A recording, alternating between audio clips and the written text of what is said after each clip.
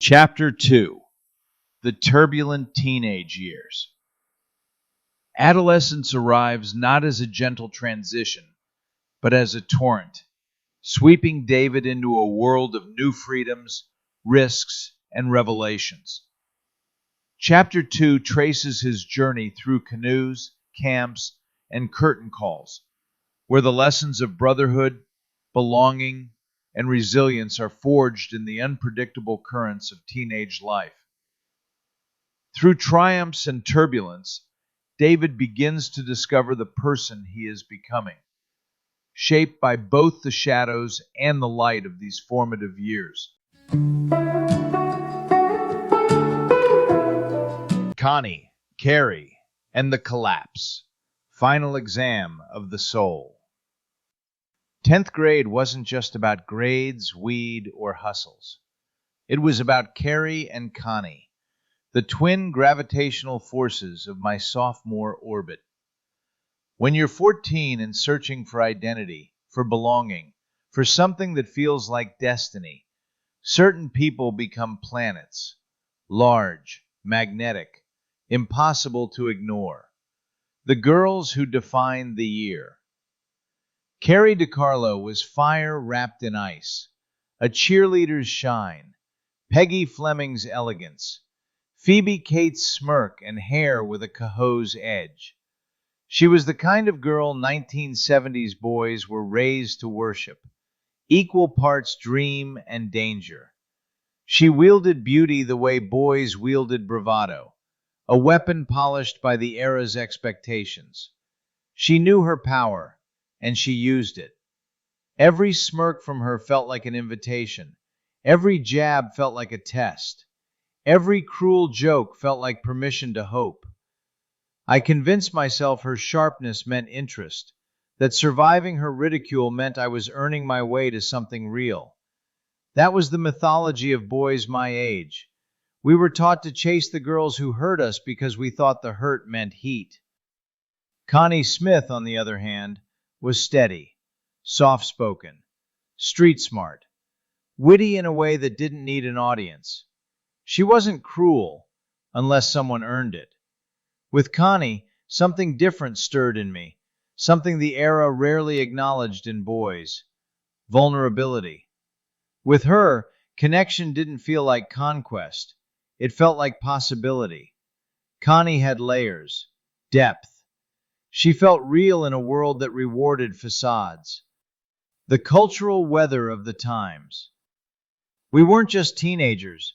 We were products of the late 1970s and early 80s, an era soaked in contradictions. Kids raised on Vietnam news clips, inflation, broken unions, and parents who were too tired, too stressed, or too checked out to do more than hope we turned out okay. We were latchkey kids before the term existed.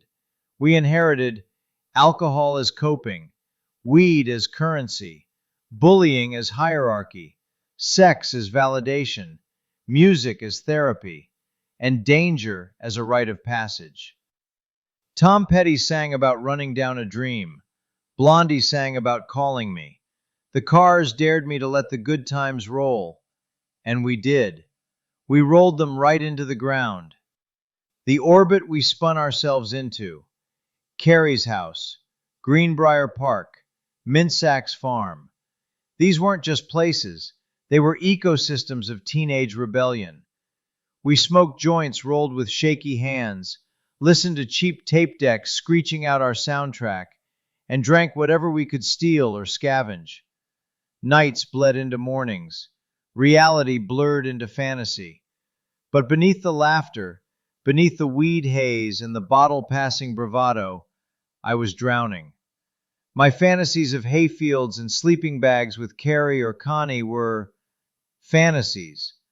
What wasn't fantasy was the booze. The booze had claws, and it knew my weaknesses better than I did. 3 days before everything broke. 3 nights before my final summer school exam, I spiraled again. Stevie and Bobby were with me, partners in impulse, if not in crime. Bobby had good news, which in our generational dialect meant trouble dressed as opportunity. A family was out of town. Their basement window was unlocked. Inside waited a fully stocked bar. We didn't hesitate. Kids like us never did. We were raised on risk, trained to act first and regret later. I crawled through the window while they stood lookout. My heart wasn't pounding from fear. It was pounding from anticipation. The clink of the bottles felt like victory. Whiskey, brandy, vodka, scotch, gin.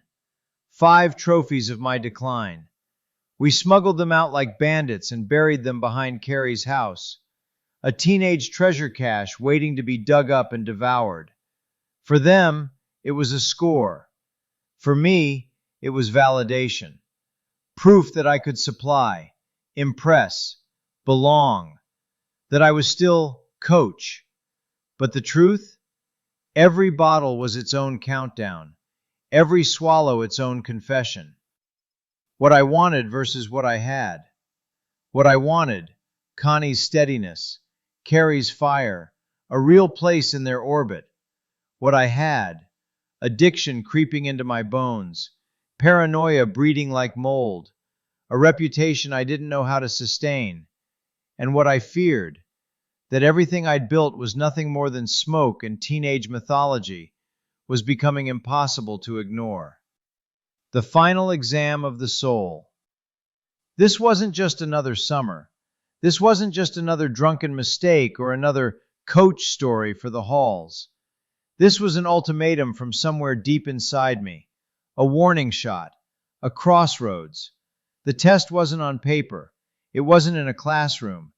It was written on my spirit, a final exam of the soul, and I wasn't prepared.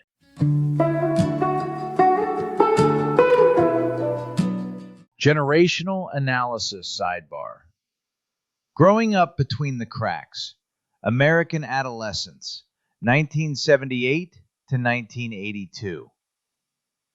The world that shaped teenagers in the late 1970s and early 1980s was not gentle. It wasn't designed to support or nurture emotional growth.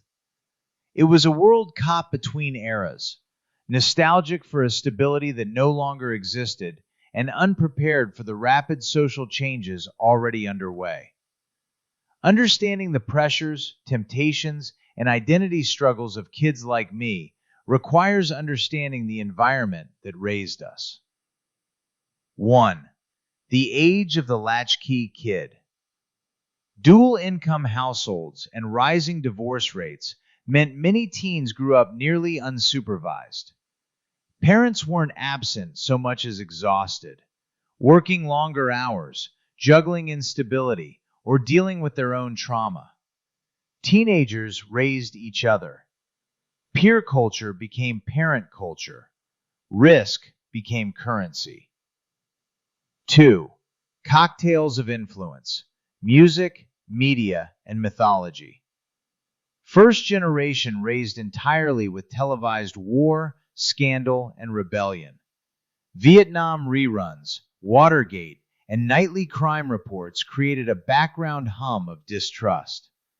Music wasn't just a soundtrack, it was instruction. Tom Petty, The Cars, Blondie, Zeppelin, Aerosmith, Pink Floyd. Songs taught us how to rebel, how to feel, how to numb. 3. Substances as social glue. Booze and weed were icebreakers, coping tools, identity markers, and tickets into social circles. Alcohol was everywhere. Backyard barbecues, bowling leagues, VFW halls, living rooms. The slide from experimentation to self-medication was almost invisible. 4. Violence as hierarchy. Schoolyard violence was normalized, not addressed.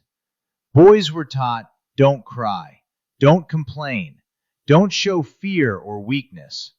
A punch in the arm was a right. A nickname was a brand.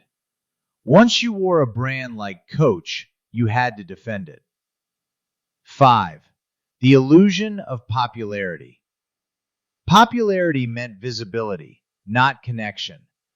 Crowded social lives often hid loneliness, insecurity, fear, and identity confusion. Being known didn't mean being understood.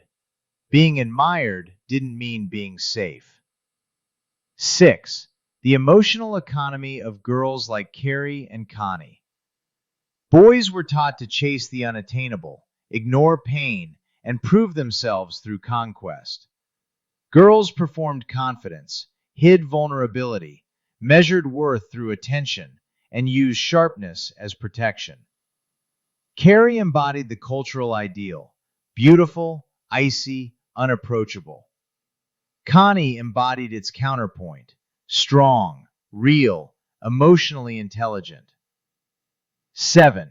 The real test of the era. Teens weren't rebelling against authority, they were rebelling against absence. Substance use was a search for relief, not just escape. Popularity was a quest for significance, not just attention. By age 15, many had responsibility without guidance, consequences without caution, and attention without affection. The nickname Coach wasn't a badge of honor. It was a symptom of a generation left to raise itself.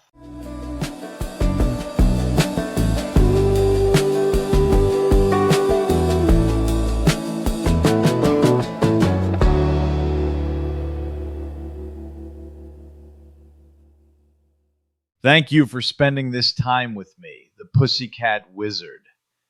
These moments we share, whether in shadows or in light, are threads in a much larger story, one I'm honored to tell with you beside me.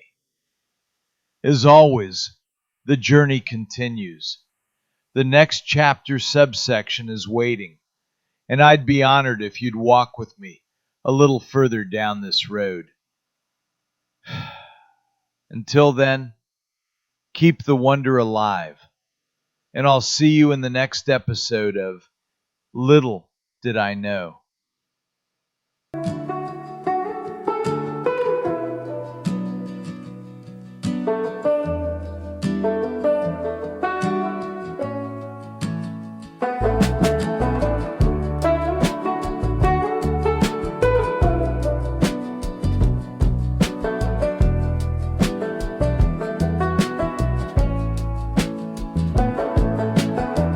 In the quiet of my mind, a tempest rages. Mother's convictions, the script of ages. Her voice a beacon in the fog of my prose. David, she chides, in secrecy it goes. Beneath my breath, a silent plea. Mother, I hear you, but can you hear me? Your savior, your faith you implore, I embrace. Yet within, I wrestle with my own grace. Torn between the divine and my truth.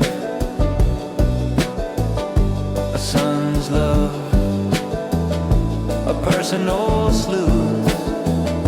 Have you surrendered? You persistently ask.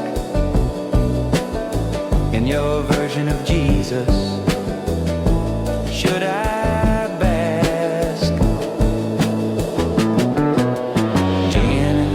Jane, your call for aid. He's different, you say. A label pre-made. In your eyes I see the fear of a son's path, not straight but queer.